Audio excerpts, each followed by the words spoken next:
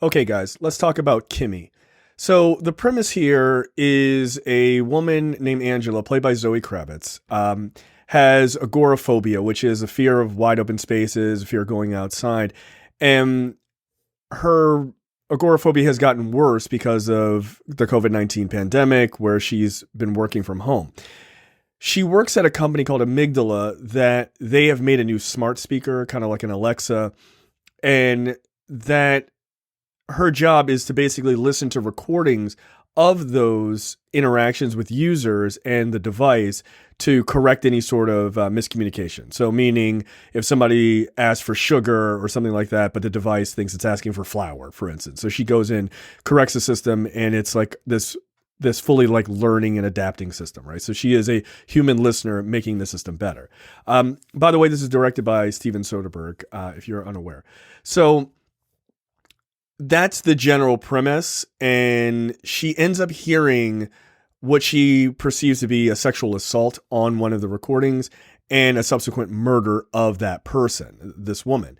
And she kind of goes through this, series of events to try to figure out who the woman is, with the help of some other people who work at the company. And then she ends up going and reporting this sexual assault / murder to her higher ups at the company. The first two acts of the movie are really solid. Zoe Kravitz does a really good job of carrying the role because it's a bottle film, right? There's not a lot of actors. It's mostly just her and her sort of interaction with one of her neighbors across the street that she talks to on the phone. And she has a relationship with him, but only when he comes to her place. So she doesn't leave her apartment, right? So it's really tightly set in that environment. And it really does quite work. It doesn't ever feel boring. It feels pretty engaging watching her kind of do her work. And they like shut out all the sound in moments when she's actually listening to the recording, which makes the scenes feel like really tight and claustrophobic in a way, but understandable, right? Where the movie for me kind of falls apart is the last act when she actually leaves her apartment and she reports what she thinks she's hearing on these recordings, and like things start to sort of unravel as she's being like chased, and like people are trying to figure out what she knows and trying to get information from her, and then it kind of turns into sort of a thriller-esque kind of last act.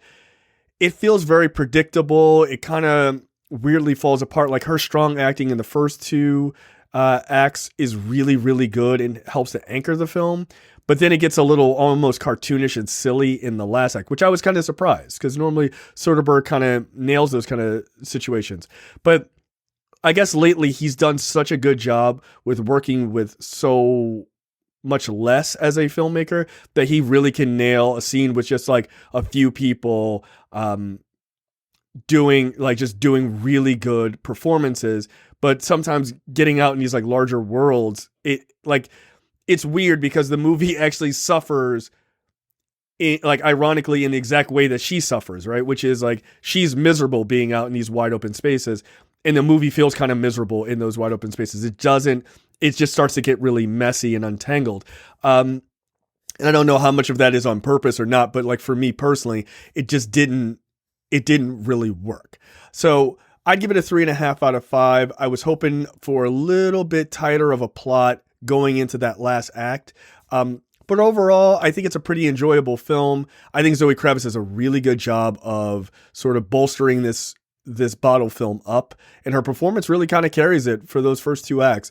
But it does just like it's just not tight in that last bit as much as I would have liked to see from Soderbergh. So again, a 3.5 out of 5. Check out Kimi. It's on HBO Max, and we'll see you guys next time.